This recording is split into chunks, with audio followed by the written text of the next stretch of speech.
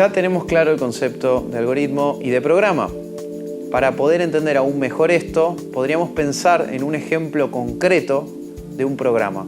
En este caso, veremos el ejemplo para hacer un programa que sume dos números enteros, es decir, positivos y sin coma. Veamos el ejemplo. Supongamos que tenemos que sumar dos números. El número 1 sería el 5 y el número 2 el 13. El algoritmo identificado tiene como 1, resultado esperado, la salida, la suma de los dos números. 2, la entrada de datos o inputs serían el dato de entrada 1, el número 1. En este ejemplo sería el número 5. El dato de entrada 2, el número 2, que en este ejemplo sería el número 13. El proceso que llevaremos a cabo es sumar los dos números, es decir, número 1 más número 2, igual resultado esperado.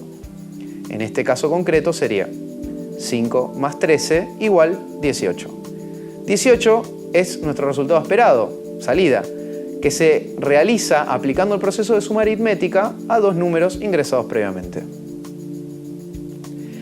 Entonces, tomando y siguiendo el ejemplo de sumar dos números, necesitamos almacenarlos en algún lugar, ¿sí? Para no perdernos ni el valor del primer número, del número 1 que queremos sumar, ni el valor del número 2. Además, necesitamos de alguna manera almacenar el resultado que nos da sumar ambos números. Para hacer esto, usamos algo que se llama o se conoce como memoria RAM. La memoria RAM viene de las siglas en inglés Random Access Memory y significa memoria de acceso volátil. Te habrás preguntado muchas veces por qué es volátil esta memoria. Bueno, es simplemente porque cuando apagás la computadora, desenchufás la computadora o se te corta la luz, perdés los datos que había en ella.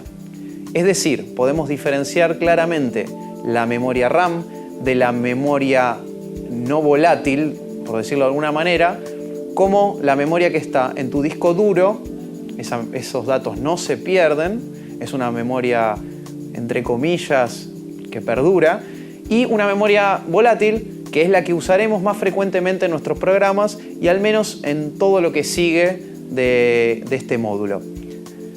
Particularmente la memoria tiene una característica que es poder almacenar los datos que nosotros necesitamos para resolver estos problemas de la vida real.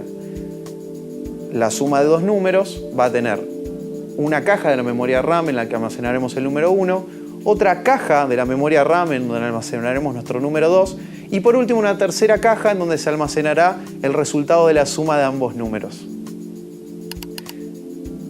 Para almacenar datos, entonces, de los problemas que debemos resolver, debemos almacenar esos datos en variables y constantes.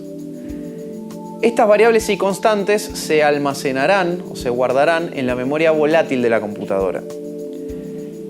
A lo largo de un programa usaremos y reutilizaremos esas variables, pero no cambiaremos jamás el valor de una constante, como su nombre lo indica. Las variables tienen ciertas particularidades y son quizás la unidad mínima que podemos utilizar en programación para hacer referencia a nuestros datos y soluciones del problema. Algunos datos importantes sobre las variables son que ellas van a referenciar o guardar, almacenar valores de distinto tipo. Por ejemplo, en una variable podríamos guardar un número sin coma, positivo o negativo. En otra variable podríamos guardar otro número que tenga coma, ¿sí? Que tenga decimales. En otra variable podríamos guardar caracteres. En otra variable podríamos guardar palabras enteras. Y en otra variable podríamos guardar algo así como entidades u objetos, pero eso lo veremos más adelante. Entonces, para terminar con el tema de variables y constantes, tenemos que tener en claro que una variable tendrá o contendrá un nombre lógico, el cual nosotros usaremos dentro de nuestro programa o dentro de la descripción de nuestro algoritmo. Ese nombre lógico lo usaremos para resolver nuestro problema, por ejemplo, sumar dos números o restarlos o dividirlos o lo que fuera que necesitemos hacer.